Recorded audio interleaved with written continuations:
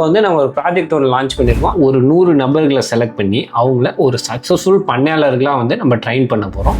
அந்த ட்ரைனிங்கும் அவங்க கூட 1 வருஷம் ட்ராவல் பண்ணி அதை ஃப்ரீ ஆஃப் காஸ்ட்டில் அவங்களுக்கு பண்ணி தருவோம். முக்கியமாக பார்த்தீங்கன்னா ஒரு 9 ஆப்ஜெக்டிவ் வந்து நம்ம வந்து செட் பண்ணி வச்சுருக்கோம். அதில் வந்து ஒன்றா பார்ப்போம்.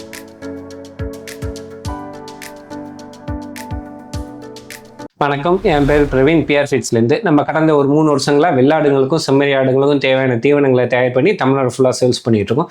ஓரளவுக்கு நல்ல பிஸ்னஸ் வந்துச்சு, ஒரு நல்ல ப்ராஃபிட் இருக்குது. ப்ளஸ் வந்து இதில் நிறையா விஷயங்கள் தெரிஞ்சுக்கிட்டோம். வாட் நெக்ஸ்ட் அப்படிங்கிறப்ப எங்களுக்கு வந்து இதில் பணம் சம்பாதிக்கிறது மட்டும் ஒரு முழுமையான நோக்கமாக இல்லை. இந்த நம்ம இருக்கிற இண்டஸ்ட்ரிக்கு ஏதாவது ஒன்று செய்யணுன்ட்டு எனக்கும் எங்கள் டீமுக்கும் நடுவில் வந்து ஒரு இன்னர் ஃபயர் மாதிரி பேர்ன் ஆகிட்டே இருந்துச்சு. அந்த ஐடியாவோட வெளிப்பாடாக இப்போ வந்து நம்ம ஒரு ப்ராஜெக்ட் ஒன்று லான்ச் பண்ணியிருக்கோம். அந்த ப்ராஜெக்டோட நேம் வந்து ஆப்ரேஷன் 100. OP100. ஆப்ரேஷன் 100 பற்றி கிளியராக சொல்லணும்னா ஒரு 100 நபர்களை செலக்ட் பண்ணி அவங்கள ஒரு சக்ஸஸ்ஃபுல் பண்ணையாளர்களாக வந்து நம்ம ட்ரெயின் பண்ண போகிறோம்.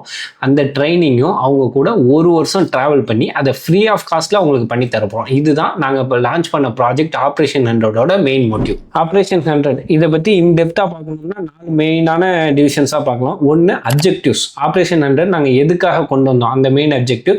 2வது எலிஜிபிள் கிரிட்டீரியா, யாராருக்கெல்லாம் இந்த ஆப்ரேஷன் 100 கீழே ஃப்ரீ ஸ்கீமில் பிஆர் ஃபீஸில் ஜாயின் பண்ணுறதுக்கான எலிஜிபிலிட்டிஸ் இருக்குங்கிறது.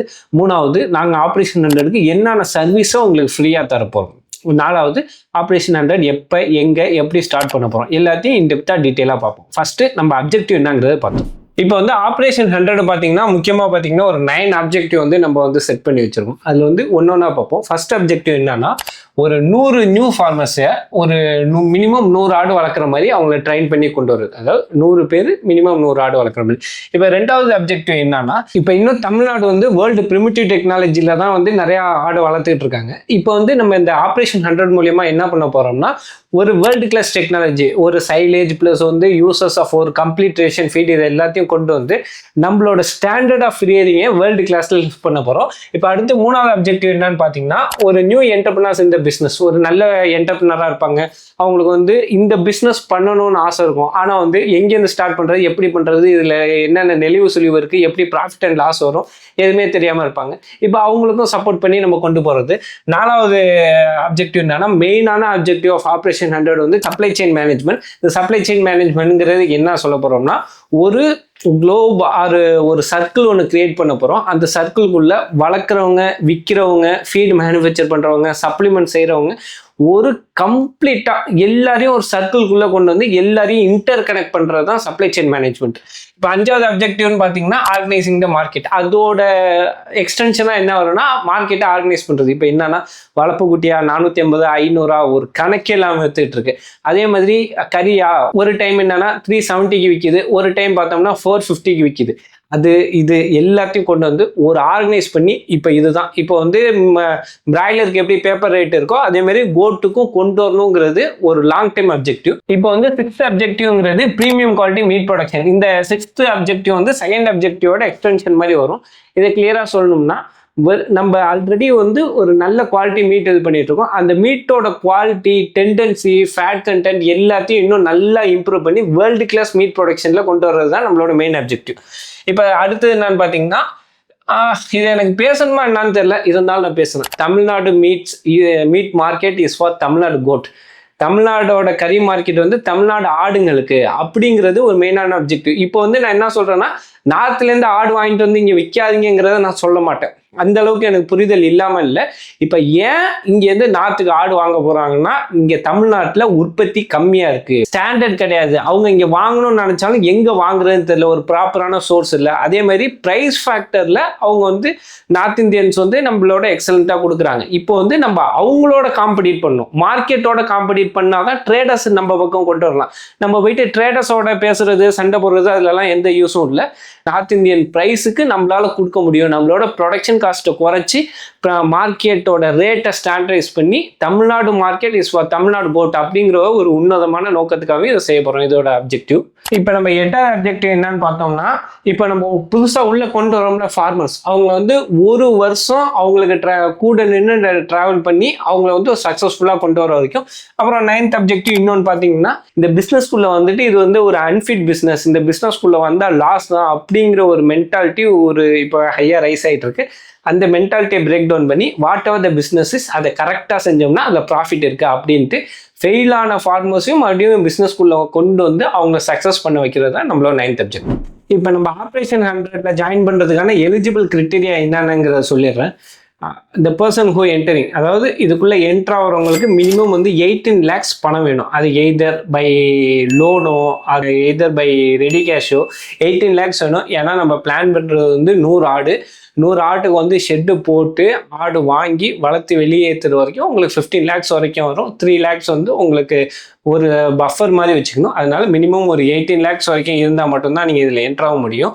அது நீங்கள் லோனாக அப்ளை பண்ணியிருந்தீங்கன்னா லோனு சேங்ஷன் ஆனதுக்கு அப்புறம் லோன் அப்ரூவல் லெட்டர் கொடுத்தா மட்டும்தான் உங்களால் ஜாயின் பண்ண முடியும். ப்ளஸ் வந்து பேங்க் லோனோ கேஷோ இல்லாமல் வெளியில் கடன் வாங்கி வந்தீங்கன்னா நாங்கள் சப்போர்ட் பண்ண மாட்டோம். ஏன்னா கடன் வாங்கி ஆட்டு பண்ண வைக்கிறது ரொம்ப ஒரு தப்பான டிசிஷனாக இருக்கும். இப்போ பேங்க் லோன்னா கூட வட்டி ஓரளவுக்கு பிஸ்னஸ் பண்ணி மேனேஜ் பண்ணிடலாம். அதனால் ஒன்று உங்களுக்கு ரெடி கேஷாக இருக்கணும், அப்படி இல்லைன்னா பேங்க் லோன் இருக்கணும். அந்த பேங்க் லோனோட அப்ரூவல் லெட்டர் கொடுத்தீங்கன்னா நீங்கள் ஜாயின் பண்ணிக்கணும். ரெண்டாவது, இது வந்து நீங்கள் உங்கள் ஓன் லேண்டில் தான் பண்ணணும். எதுக்காக நாங்கள் ஓன் லேண்டில் தான் பண்ணணும்னு சொல்கிறோம்னா, இதில் இருக்கிறதே ஒரு டீசெண்டான ப்ராஃபிட் தான். இதில் வந்து ரொம்ப ஹையர் ப்ராஃபிட் இருக்காது. அதனால வந்து ஓன் லேண்ட் இருந்துச்சுன்னா ரொம்ப ஈஸியாக இருக்கும் உங்களோட பிஸ்னஸ் ரன் பண்ணுறதுக்கு. மூணாவது வந்து இந்த பிஸ்னஸ்குள்ளே என்ட்ரு ஆகிட்டிங்கன்னா நீங்கள் வந்து மினிமம் 3 வருஷம் பண்ண வச்சாகும். ஏன் சொல்கிறேன்னா, நாங்கள் வந்து 1 வருஷம் டைம் ஸ்பெண்ட் பண்ணி நாங்கள் எங்களோட எஃபர்ட்ஸ்லாம் போட்டு சொல்லித்தரோம். அந்த எஃபர்ட்ஸ் வந்து ஒரு ஹார்வெஸ்ட் ஆகிருக்கணும், நீங்கள் சக்ஸஸ் ஆகிருக்கணும். நாங்கள் இவ்வளோ சொல்லி கொடுத்து நீங்கள் வந்து ஃபீல்ட் அவுட் ஆகி போயிட்டீங்கன்னா அது எங்களுக்கு தான் ரொம்ப கஷ்டமாக இருக்கும். அதனால் நீங்கள் மினிமம் 3 வருஷம் ஃபார்ம் வச்சாகும். இது 3 தான் ரொம்ப எசென்ஷியலான எலிஜிபிள் கிரிட்டீரியா. ஆப்ரேஷன் 100ல் நம்ம என்னென்ன சர்வீஸ் கொடுக்க போகிறோங்கிறத தெளிவாக எக்ஸ்பிளைன் பண்ணுறேன். ஃபர்ஸ்ட் ஒன்று வந்து கன்சல்டிங். பேசிக்லேருந்து அட்வான்ஸ் வரைக்கும் எதை எப்போ செய்யணும், எதை எப்போ செய்யக்கூடாது, எங்கே வாங்கணும், எங்கே விற்கணும், எப்படி வாங்குறது, எப்படி விற்கிறது, என்ன விலைக்கு வாங்கணும், அதோட யூனிட் எக்கனாமிக்ஸ் என்ன, ப்ளஸ் வந்து எந்தெந்த நோய்க்கு எப்படி எப்படி ட்ரீட் பண்ணணும், எந்தெந்த சுச்சுவேஷனுக்கு எப்படி ரியாக்ட் பண்ணணும், பேசிக்லேருந்து அட்வான்ஸ் வரைக்கும் எல்லாத்தையுமே வந்து நாங்கள் கன்சல்டிங்கை ஃப்ரீயாக தரப்போகிறோம். அந்த கன்சல்டிங்கோட வேல்யூ மட்டுமே 10,000 வருங்க. அதை நாங்கள் உங்களுக்கு ஃப்ரீயாக தரப்போம். அந்த கன்சல்டிங் முடிஞ்சதுக்கப்புறம் எங்களோட பெனிஃபிஷரிஸ்க்கு எப்படி ஷெட்டு போடணும் அப்படிங்கிற ஷெட்டோட டிசைன் தரப்போகிறோம். இப்போ 200 கோட்ஸ்னால் அவங்களோட பட்ஜெட்டுக்கு ஏற்றாப்புல உட்டன் பேலட்டில் போடணுமா, ஸ்லாட்டர் ஃப்ளோரில் போடணுமா, இல்லை தரையில் வளர்க்கணுமா அப்படிங்கிறது, அது இதில் என்னென்ன ப்ரோஸ் அண்ட் கான்ஸ் இருக்குது, என்னென்ன அட்வான்டேஜ் அண்ட் டிஸ்அட்வான்டேஜ் இருக்குதுன்னு அவங்களுக்கு தெளிவாக எக்ஸ்பிளைன் பண்ணி அவங்களுக்கு வந்து எங்களால் முடிஞ்ச ஷெட் டிசைன்ஸ் என்னவோ எல்லாருமே நாங்கள் ஃப்ரீயாக பண்ணித்தரோம். ஸ்டாண்டர்ட் ஆப்ரேஷன் ப்ரொசீஜருங்கிறது உங்களுக்கு ஒரு கைடு புக் மாதிரி. அதில் வந்து என்னென்ன இருக்கணும்னா டே 1லேருந்து டே 100 வரைக்கும் நீங்கள் என்னென்ன செய்யணுங்கிறத அந்த புக்கில் இருக்கும். எக்ஸாம்பிளுக்கு வந்து நீங்கள் டே 1 வந்து என்ன பண்ணணும், ஆடு உள்ளே வந்தோடனே என்ன பண்ணணும், ஒரு ஆன்டிபயோட்டிக் கொடுக்கறது, ப்ளஸ் வந்து வாட்டரில் குளுக்கோஸ் மிக்ஸ் பண்ணி வைக்கிறதுலேருந்து என்னென்னைக்கு டிவார்மிங் பண்ணணும், என்னென்னைக்கு வேக்சினேஷன் பண்ணணும், எப்பப்போ எந்தெந்த வேக்சினேஷன் பண்ணணும், எப்படி ஃபீடை ரைஸ் பண்ணி கொடுக்கணும், எப்படி ரெக்கார்ட் மெயின்டைன் பண்ணி கொடுக்கணும், எல்லா டீட்டெயிலுமே அந்த புக்கில் வந்து இருக்கும். அந்த புக்கை வந்து நாங்கள் உங்களுக்கு கம்ப்ளீட்டாக ஃப்ரீயாக கொடுக்க போகிறோம். அடுத்து என்னன்னா ஹெல்பிங் இன் கிரிட்டிக்கல் சுச்சுவேஷன். அதை பற்றி இன்னும் கொஞ்சம் டீட்டெயிலாக பார்க்கணும்னா, இப்போ வந்து உங்கள் பண்ணையில் ஒரு எமர்ஜென்சி சுச்சுவேஷன் வந்துடுச்சு, ஆடு வந்து திடீர்னு அன்வெல்லாக போயிடுச்சு, உடம்பு சரியில்லாமல் போயிடுச்சு, அதுக்கு வந்து என்ன ட்ரீட்மெண்ட் பண்ணணும் அப்படிங்கிறத உங்களுக்கு ஹெல்ப் பண்ணுறது. ப்ளஸ் வந்து ஒரு டிசீஸ் வந்துச்சுன்னா டிசீஸ்லேருந்து எப்படி ரெக்கவர் பண்ணுறது, ஏதோ ஒரு பிரச்சனையை ஃபேஸ் பண்ணிங்கன்னா அந்த பிரச்சனைக்கு எப்படி சொல்யூஷன் கண்டுபிடிக்கிறது, அது எல்லாமே வந்து உங்கள் கூட வந்து 1 வருஷம் வரைக்கும் நாங்கள் சப்போர்ட் பண்ணி உங்களுக்கு செஞ்சு தரோம். இது எல்லாமே நம்ம ஃப்ரீயாக கொடுக்குற சர்வீஸ் பிஆர் ஃபீட்ஸ்லேருந்து. இப்போ வந்து பிஆர் ஃபீட்ஸ்லேருந்து ஒரு சில அடிஷ்னல் சர்வீஸும் பண்ணுறோம். என்னென்னா, இப்போ வந்து நாங்கள் வந்து உங்களுக்கு எங்கெங்கே எப்படி எப்படி வாங்கணும், விற்கணும் எல்லாத்தையும் நாங்கள் சொல்லி கொடுத்துட்றோம். அதுவும் இல்லாமல் ஒரு வாட்டி வந்து நீங்கள் வந்து எங்களுக்கு வாங்கி கொடுங்கன்னு கேட்டிங்கன்னா அதுவும் செய்கிறோம். அதுக்கு வந்து நாங்கள் வந்து 1% கமிஷன் சார்ஜ் பண்ணுறோம். எக்ஸாம்பிளுக்கு வந்து இப்போ ஒரு 5 லட்ச ரூபாய்க்கு ஆடு வாங்கி கொடுத்தோம்னா எங்களுக்கு ஒரு 5,000 ரூபா கமிஷன் வந்துடும்.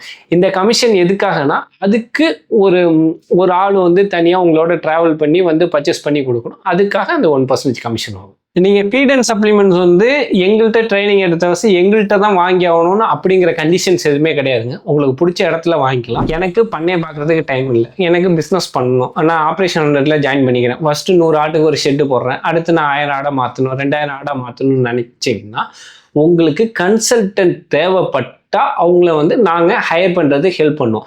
ஒரு நல்ல பண்ணையை பார்த்துக்கிறவங்கள ஹையர் பண்ணி கொடுப்போம். அதுக்கு வந்து நீங்கள் அந்த கன்சல்டன்ட்டுக்கு மட்டும் பே பண்ணிக்கணும், பிஆர் ஃபீட்ஸ்க்கு எதுவும் பே பண்ண தேவையில்லை. இந்த வீடியோ பார்க்குறவங்க உங்களுக்கு ஆப்ரேஷன் 100ல ஜாயின் பண்ணணும்னு ஆசை இருந்துச்சுன்னா, நாங்கள் சொன்ன கிரைட்டீரியாஸ் மீட் அவுட் ஆச்சுன்னா ஸ்க்ரீனில் தெரியுற இந்த நம்பருக்கு கான்டாக்ட் பண்ணுங்கள். அண்ட் ஒரு கைண்ட் ரெக்வஸ்ட்டாக சொல்லிட்டு இருக்கேன், எங்களுக்கு ஆல்ரெடி ஒரு பிஸ்னஸ் இருக்குது, எங்களுக்கு இதுலேயும் ஒர்க் லோட் ஜாஸ்தியாக இருக்குது, இதை தாண்டி நாங்கள் சர்வீஸ் பேஸ்டாக பண்ணிகிட்டு இருக்கோம். அதனால தயவு செய்து கிரைட்டீரியா மீட் அவுட் ஆகிறவங்க மட்டும் கால் பண்ணுங்க. எல்லாரும் கால் பண்ணி தயவு செய்து எங்களோட ஒர்க்லோட ரைஸ் பண்ணிடுறாங்க. இதில் செலக்ட் ஆகிறவங்க அவசியம் ஒரு நாள் ஆஃபீஸ்க்கு வந்தாகணும். ஆஃபீஸ் வந்து தஞ்சாவூரில் இருக்குது. ஆஃபீஸ்க்கு வந்துட்டு ஃபர்தராக உங்களோட ட்ரைனிங்லாம் ஆன்லைன் ஆர் ஆஃப்லைனுங்கிறத நம்ம நேரில் பேசி முடிவு பண்ணிக்கலாம். இவ்வளோ நேரம் டைம் ஸ்பெண்ட் பண்ணி இந்த வீடியோ பார்த்ததுக்கு ரொம்ப நன்றி.